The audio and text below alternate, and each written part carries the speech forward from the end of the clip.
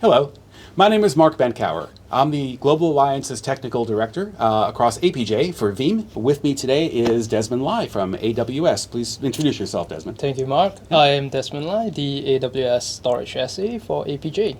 Cool. All right, look, let's just jump right in, Desmond.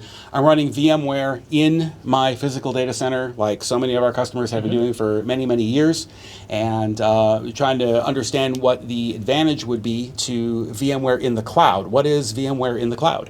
So in a nutshell, what VMC is, it's extending your VMware on-premise to the cloud, which is hosted in AWS.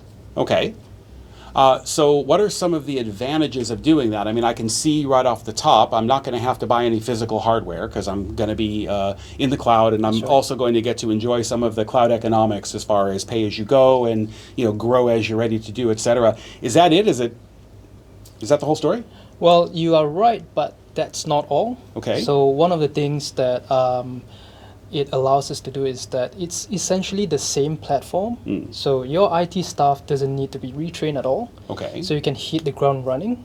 Right? Another thing is that since it's on the same platform, right, it's essentially a lift and shift. Okay. Right. So you don't need to re-architect any of your existing applications. All right. This actually lowers risks for our customers to adopt VMC. All right, Desmond. So I'm in my physical data center. I'm running VMware. I'm backing it up as I always have. And now we're starting to talk about VMC sitting inside of this highly available environment that you have at AWS. You've got 11 nines. You've got an important security model. Is data protection as important here as it is here? Absolutely. So security is a day zero job for us in AWS. Okay. And we operate off what we call a shared responsibility model. Okay. Where AWS is responsible for data off the cloud, your hardware, your software, underlying infrastructure.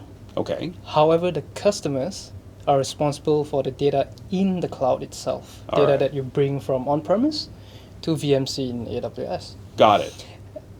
Okay, and so there's going to be a service level agreement that's going to be part and parcel with that, right? If I had an SLA of uptime of an hour here and I want to have that hour here, I'm still responsible for the data part of it. You're responsible for everything sitting under it, right? Correct. We expect our customers to be bringing critical applications from on-premise into VMC itself with very, very tight SLAs. All right, so critical applications is really kind of key here. So the things that come up to mind that I think customers would immediately be concerned about would be, something like a ransomware or any other kind of a disaster, and then how do I get back up and running again?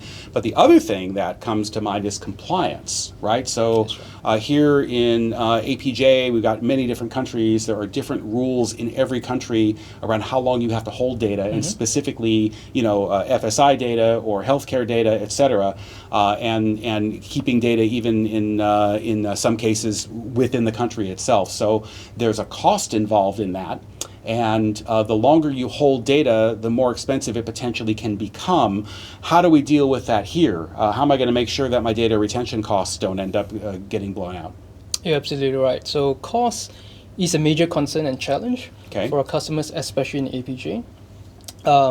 Anytime you do the wrong retention policy, a wrong compliance strategy, you will see that cost skyrocket. Got it. Right. If not now, maybe a year or two in the future. I did mention about cost as part of the challenge faced by our customers when embarking on VMware to VMC. Right. So what other challenges do you foresee our customers will face? Well, I think that right off the top, I see some speed and latency problems, right? As we're moving data from the physical data center to the cloud, or even the other direction, you're traversing the public internet, and you don't know, how fast that's going to go, because maybe there's something else happening that is eating up a lot of bandwidth that you're competing for. And there's also speed issues within vSphere itself on either side, which is why you want to be taking backups off of snapshots and not doing anything that might shock the production environment itself. right? So making that data small is a big one. The other challenge is that a lot of customers, have physical machines in the data center, and they bought data protection software to manage that. And then VMware came along, and they bought another package to back up VMware. And then the cloud comes, and they have another one for that. Now, if you've got these fast SLAs and these mission-critical applications, there's no way that you can have multiple products and be able to make a recovery time objective of like an hour.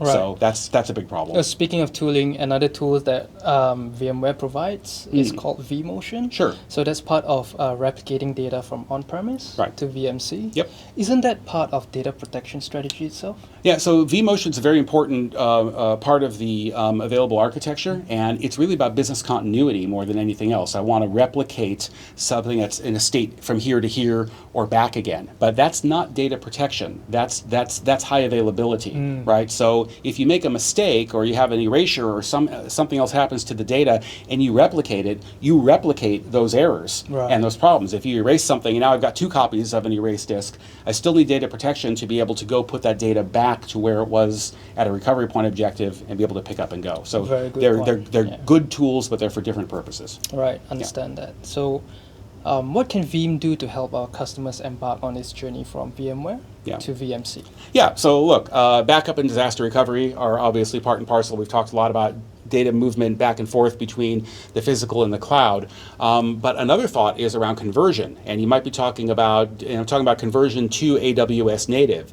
So you might want to do a temporary conversion for testing purposes, and take data that's sitting here and stick it into S3 and ECS and EC2, or you might even be looking to put together a tertiary data center and for a longer term disaster recovery, or looking to just take data and back it up onto S3 so that you have a more cost-effective way of storing data for the long term.